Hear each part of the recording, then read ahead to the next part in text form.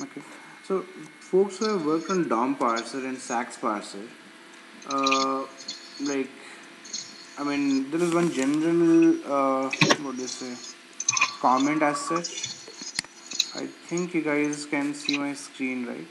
If you guys can see my screen, I'll show you one thing.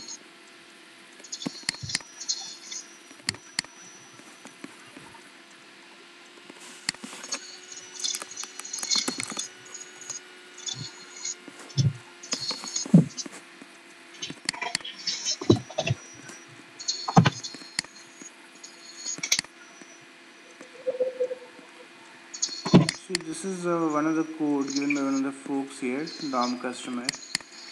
I've placed it in one of my local like drives and I'm using it. So it was fine. The only thing was that, see, the requirement was, like, say if I go here,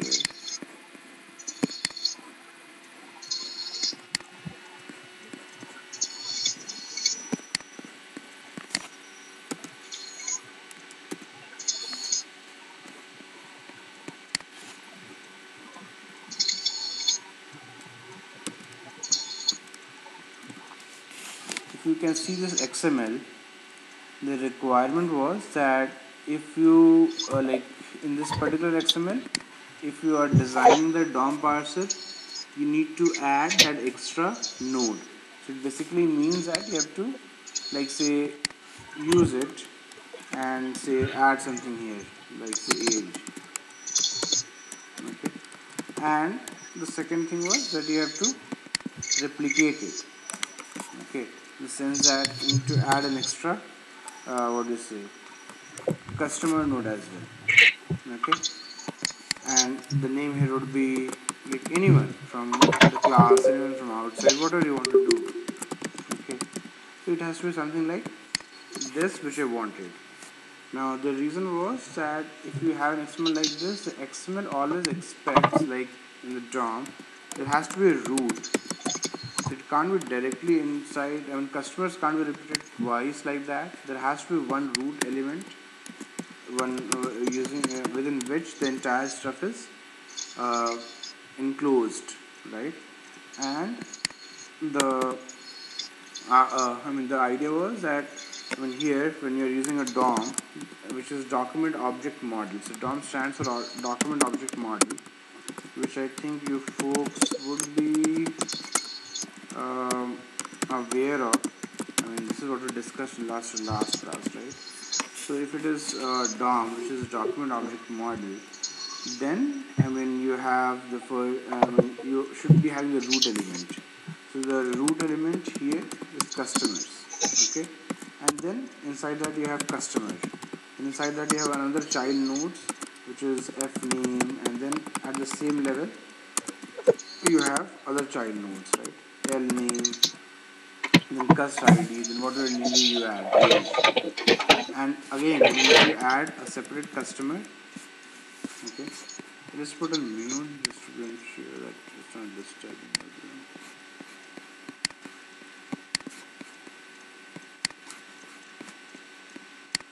Even for the second customer,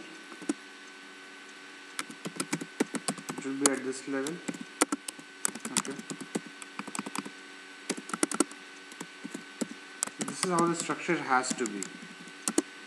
Okay, now none of you have actually what assignments you have sent.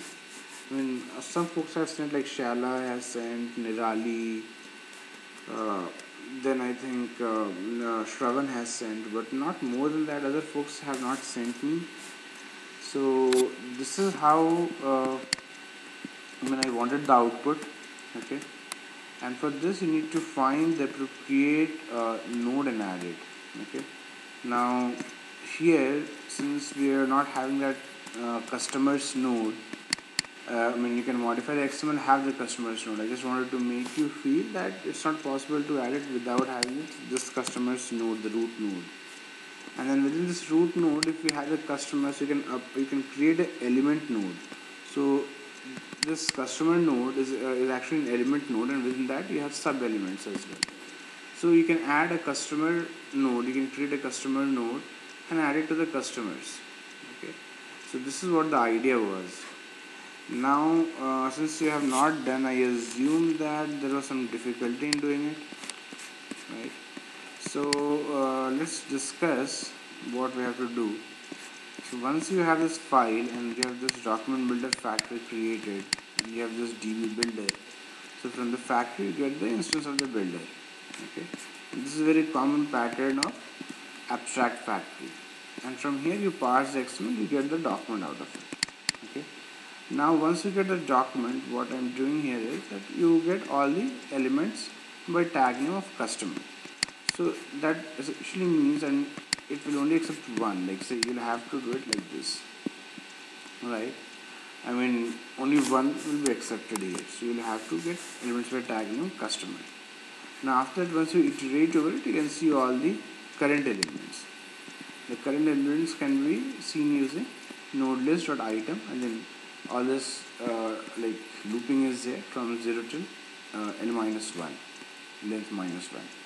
And one by one you get the nodes, and then you print the current nodes. If you see, after that we go inside and we have the first name, last name, customer ID, etc. Now we are getting this age, right? Now what I am doing here is that after first name, last name and customer, I am getting the age. Okay. Now I am getting the age so that I can create a new one. Just a second, just hold on.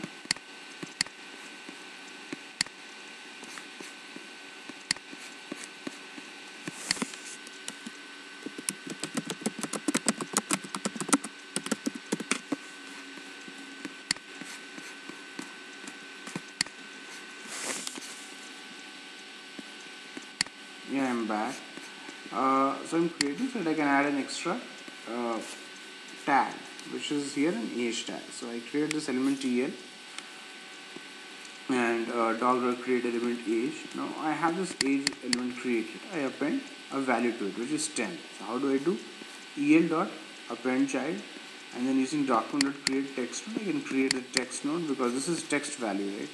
So that is called as text node. So I create this doc.create text node, and I give the value as 10. And then in the node I append. So this was a node. With the current node, the value gets appended, the child value. Okay. And once the child value gets appended, it means that what I have done is that here I have added an extra node, the age node. Okay. And this is what my requirement was. Right.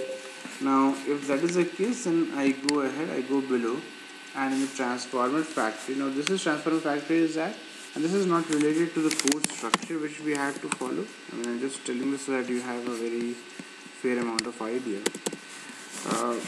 XSL, so sorry, XML parsing is being done by struts. Is being done by DOM parser and SAX parser. This transformer factor is actually related to what to say? I mean, it is related to XSL. It is something else.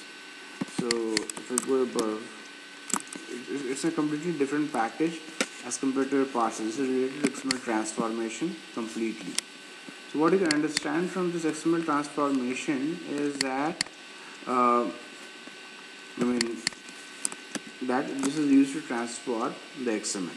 Okay, and if it is used to transform the XML, then you get the you can again the same pattern we are following everywhere here as well. Like you had document object model factory and you created document object model from there. Similarly here you have transformer factory.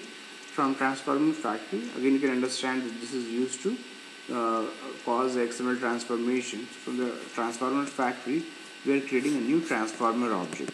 Okay, and if you are creating a new transformer object, after that what we need to do? So my idea was that we'll append a new node, right?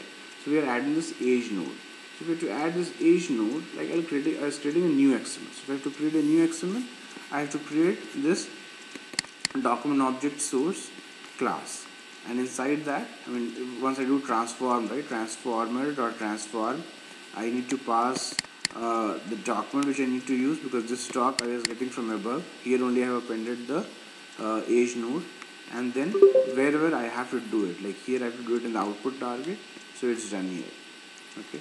Now once you do this, what will happen is, like, since I've not given absolute path, the same relative path with respect to this particular class will get created. So if you go and see here it is, books.xml, and it has this extra age tag updated. So this is how you modify an XML. Okay, so modification is of an XML is possible only via document object model and not via SAX. So using SAX, you can just parse it. Even if you want to modify it, it's not possible. Using document object model, you can do it. Okay, so that was one point which I wanted to drive home when I gave this assignment.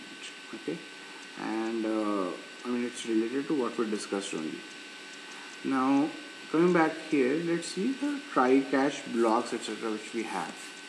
Now again, I will notice the small things because this is going to be an important factor in your working. So I mean, what I did was, since I was working this this DOM customer for multiple students, so I did not modify it that much because I was running out of time. But you should notice one pattern here. Let's see, you have try block and you have catch. Okay, and within this catch block you have multiple try catch blocks. Okay, here, so in multiple places you have try catch block. Now what is the reason of that try catch block? The reason is, let's see.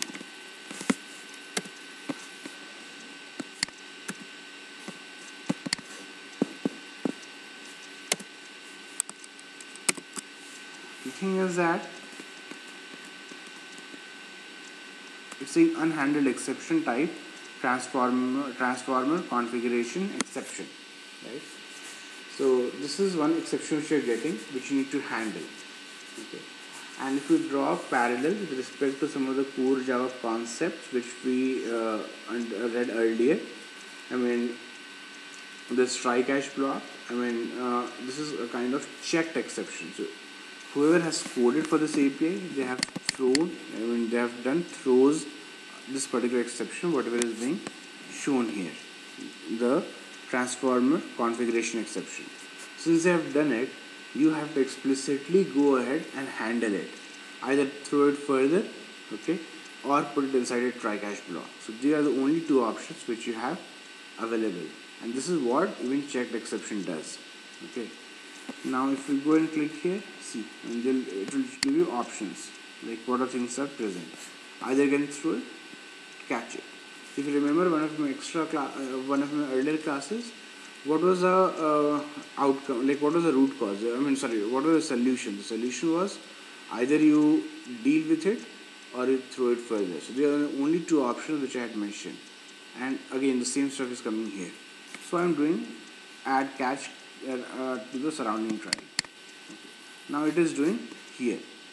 Okay, because you already had the one particular block, so it's always better to go ahead and add multiple stuff in the same like try catch. Earlier that was not happening, because if you go and try to do this, if you click here, option selected was surround with try catch, not with add catch to the surrounding try. What this option means that a try block is already existing, add an extra catch block to it.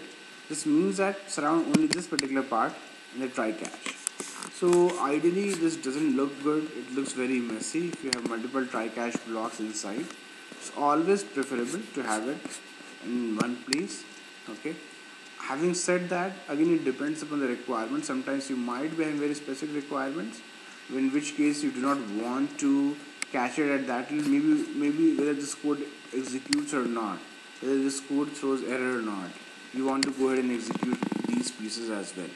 Okay, if that is the case, you have to surround it in try catch block, so that even if it fails, you just eat the exception in this catch block, move ahead. If you do not do that, if you put it at this level, I mean, whatever the line which threw exception, after that all other lines will be ignored. I mean, the control will go to the catch block. So this is how it is supposed to work. So now you have understood how to do modification of the XML, right? Is it clear to you guys?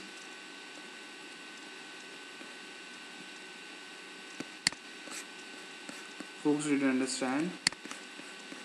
Let me unmute you guys. Yeah, did you understand? What would other folks?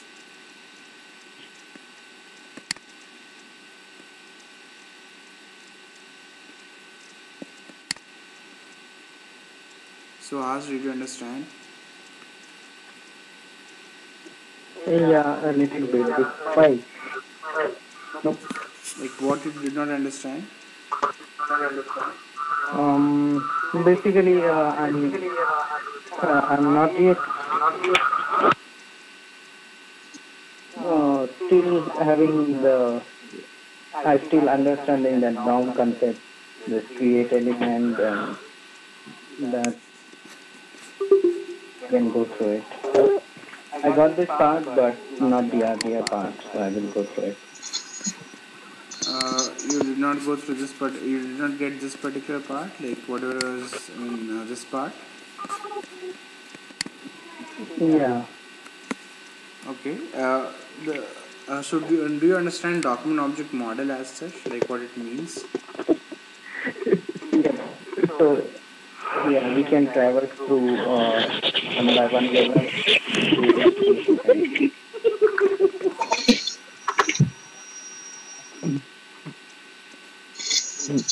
reach the end.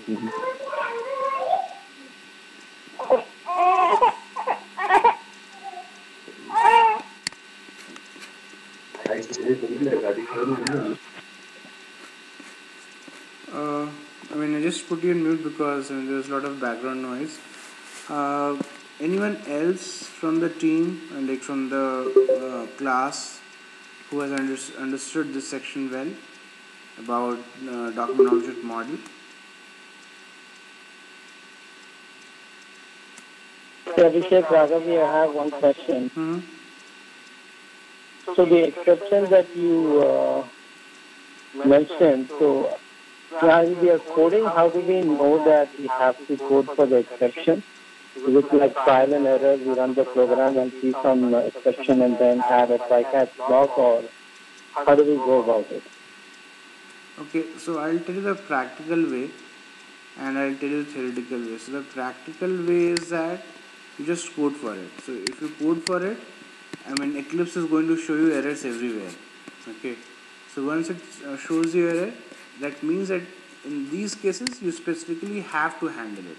Okay, so you go ahead and add a try catch block and handle that error. Now what happens is that you might not be requiring a try catch block, right? If you want to throw it further, so you'll add something like this. So it depends upon, like, you start coding, if you see that such errors are coming up, it's those checked exceptions are there which you need to handle, go ahead and handle it specifically, at that time itself. So this is one way, this is very practical way. You proceed forward, you get errors, you do it. And anyways, earlier it used to happen that people used to code in text pads, and that was in 2000s. And then they used to do like in using text pad, there was used to be a macro, they used to go and run Java command from there and then compile it, or maybe some other ways. So people used to know of such issues later on. So it was very irritating, it was time wasting. But here, in this case, like when you're using a IDE, integrated development environment, you have the option that you can go ahead and code it here itself. In the sense that, once like while you're coding it, at that time itself it shows you all the errors, so you can resolve it. So it's not going to lead to any timing issues. Now this is a practical way, like what we described earlier. The theoretical way is that whenever you are using any API, like say if you're using document builder or new instance, now ideally you should see what it does. Okay, in the sense that if you go and do document builder or new instance, you need to see whether in the like whatever I've highlighted here, you need to see here whether it throws any exception or not. Okay, if this feature is not available to you, in the sense that if you're not using a document, if you're not using an integrated development environment, then in that case you need to go ahead and yeah, so in that case you need to go ahead and, like, say, open this API and see it. Okay, in the sense that you can see it in decompiler or wherever. If that is not even the case, if that's not available, ideally every API provider should give you a Java doc. That this is my Java doc. So you can see that Java doc. If it, I mean, it's most of the times it's publicly available on internet. You can go and search for it, but ideally there should be some way to download it as well. You can download and keep it, and see that okay, for a document builder instance, this is the API, and this is the error which it is supposed to throw or not throw, and then go ahead and handle it appropriately. So this is a very theoretical way. However, it is not required. I mean, once you code for it, at that time itself you can see it. And again, I mean, like let's say if I go here and remove this, say this transformer exception block which I have, or let me copy it. I will do it like this.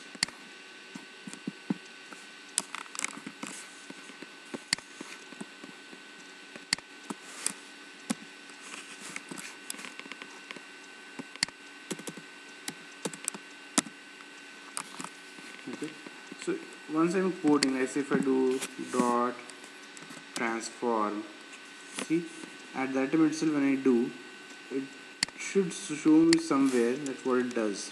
See, it throws transformer exception. So once you see this, you need to go ahead and handle it. Okay, or the second way is that if you go and hover over it, I think it shows in that way itself. See, here it shows. You just have to go ahead and hover over it. It shows whether it throws transformer exception or not. If it does, you need to go ahead and handle it. Okay, so in this way also you can know. So that's how you do it. Did you get my point? Are you clear? Raghav? Yes, thanks. Okay. Now coming back to SAX parser. Now in SAX parser, if you go and see, like some of the folks did not do it the way, properly. So I just want to discuss it once. In SAX parser, one default SAX parser is given to you, okay, by SAX parser factory or other ways. I mean, there is one way I had described in my tutorial as well, the class which I had done. Second way is to use SAX parser factory. There might be some other ways as well, but this is a normal way. Whether you use SAX parser factory or the way I described in the class, you get the SAX parser, right? Once you get the SAX parser, you need to attach the document handler. And the reason why we need to attach the document handler is because we want to, that document handler will work, to handle the document. Okay, and what I mean by that is that, that handler, like on the occurrence of every event, and because SAX parser is event based, right? So like every occurrence of a tag is an event for it. Okay, so if I see this particular tag, and I'll close it and open it again, I'll be waiting for Control C, right?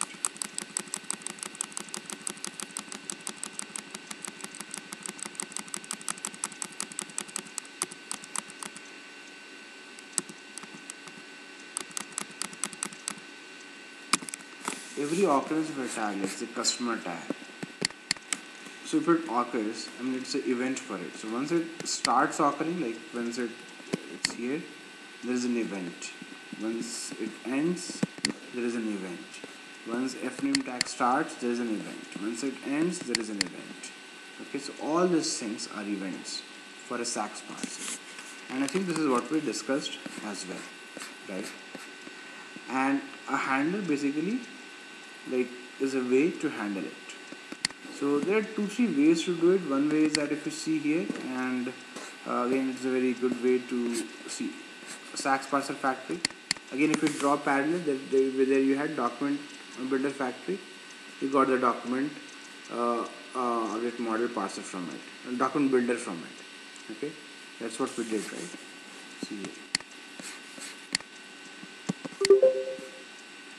Document builder dot factory dot new instance. From there you got the document builder. Then document builder you got the document. Now once you got the document, this is the parsed document object model. Your XML element has been parsed. Tree structure has been created for it. Okay. Now this tree structure is going to help you traverse to the tree and get the required details.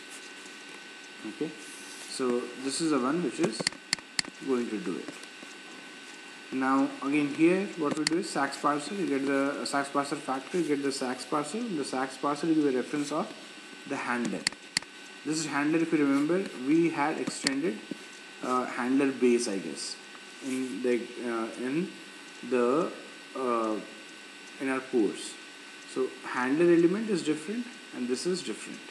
But again, I mean, there are two ways. You can have a handler element which extends default handler, or you can have a handler element which extends handler base. Okay. Now once this gets over, you see here what they have done. See SAX parser.SAX, SAX parser.parse, and you put the XML name here, and you give the handler name here. Okay. And once you do that, make sure parse it properly. Okay. Now, what is inside this particular part which I was highlighting is, see, one way to extend default handler is that you create a separate class, like say my SAX document handler extends default handler, and you put all the code whatever I have highlighted here in that same document, right? Now the other way is that you, instead of doing it in a separate class, if you know that it has to be used only here, when you are writing your code like this, say default handler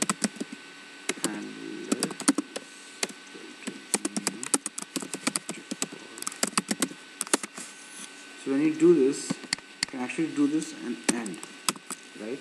Now this is the whatever class was there from existing from beforehand, that will be used. I mean, no custom logic for your SAX parsing. If you want to do it, let's extend it. So what was the way to extend? You create my default handler extends default handler, put your code there. So that will be a separate file. Or the other way is that you put all the elements here itself. Like you start this curly braces like you do for a class, do it like this. Okay. Once you have this, you can put all the overrided elements here. Like you know that start document is there, end document is there. All these elements you go ahead and add. This is what I have done. So whatever was present in default handler, I have implemented inside here. Okay. It's the code which I've been using for which was given by some other student. So I mean, it's not exactly what I have written. Just wanted to be clear, don't get confused. I think it's in Nirali's code, but she has done a good job of doing all this well. She is not there, but I really appreciate it, and I expect all of you to do it. Okay. Now see default handler, and inside that you have all this elements. So start document. If we do not, in our case, what was the requirement? The requirement was that the first name is Abhishek, the last name is Singh. In that case, you go ahead and print that this is a trainer. Otherwise, you print this is a student. So start of the document, whether you get customer or not of any importance to you. Now within start of element, you check the queue name. So this is a queue name. So queue name is basically the tag name, let's say. Okay, on high level you can understand it like that. So you check for it. If it is F name, L name, cust ID, you do the separate stars. If it is first name, then you put VF name as true. Why it is required? Because I mean, you need to, here in SAX parsing, you have events, right? So once you have events, you need to find out when an event has occurred, and then whatever is the data within that tag, you need to save it, right? I mean, it should not happen that, I mean, you should lose it later on. So that's why you make it as true. And the reason to make it as true also is that there are separate things which happen. I mean, there are paralleling elements. You see, start element is separate call. I mean, it's a separate method, and character is a separate method. So once the tag starts, the character is called, the characters API. If that is there and you have separate logic there for different tags, then I mean, how to identify it? So that's the way. I mean, if it is to be identified, you have to put it inside this block. Okay. So this is how it is supposed to be. Okay. So you set it here when the tag occurs, then within the body characters part you handle it separately. If you do not put that flag, you do not know here how to distinguish between first name and last name. So that's the way, that's why we have added this boolean flag, you can see. And only in case the first name tag is encountered, because we know that this first name will be the first one to come, you create this object. Otherwise, the object creation is itself not done. Okay. Now, once an object is created, we are setting the first name. You see here how new string ch start length. Okay, whatever is coming up in the input.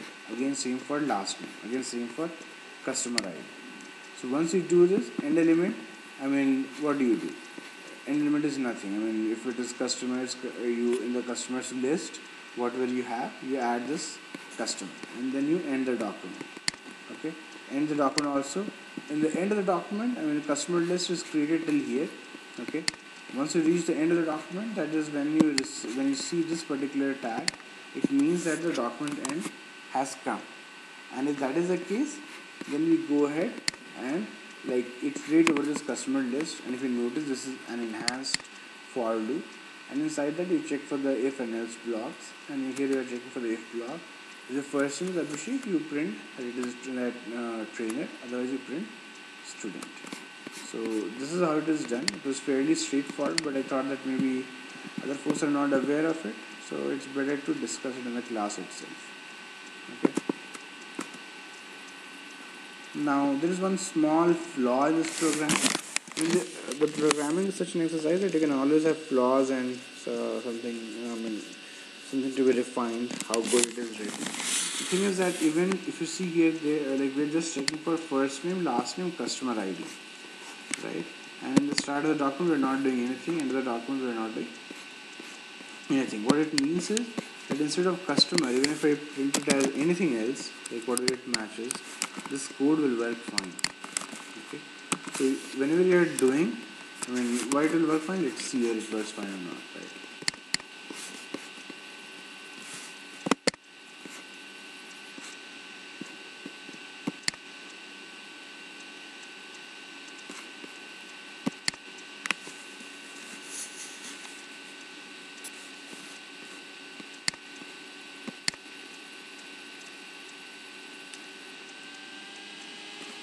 So it printed everything, first name, last name, customer ID, it was able to find. Right?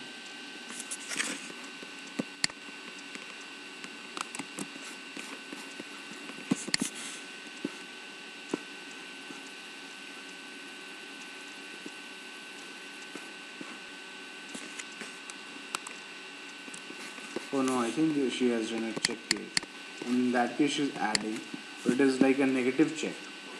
See, what the check is that if the key name equals customer, then only in that case you're adding that customer node to the customer list. And that's why this log, whether it is trainer or student, was not coming up, because that thing was not available here. Okay.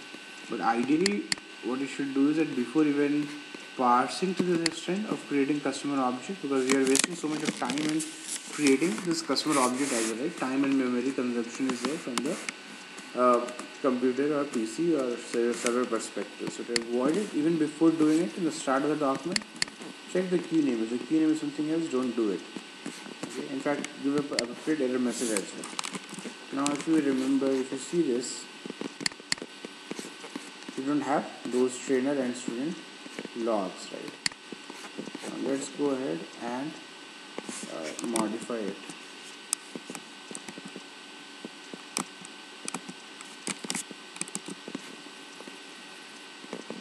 And run it again.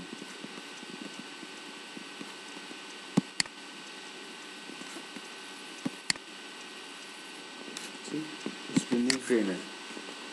Now the second furnace program was not a plugin, something which we can refine further. Let's see if I write this stuff again. Ideally, as per the document object model, there should be a root element, but in this case there is no root element. But in a SAX parser will not take care of it. Here you can't find. There is a different thing which I want to point here. Let's say this is the case.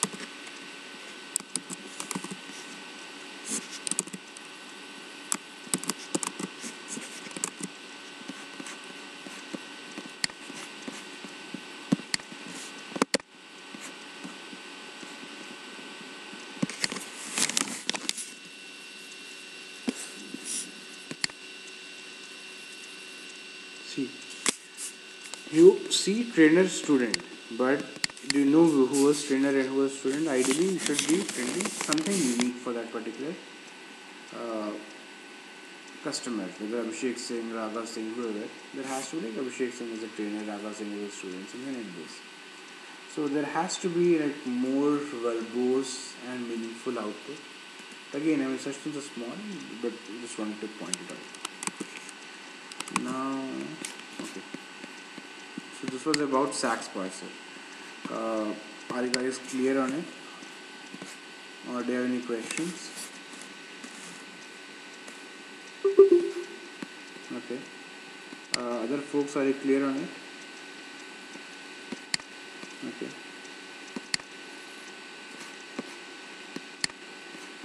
Okay. Let's save it.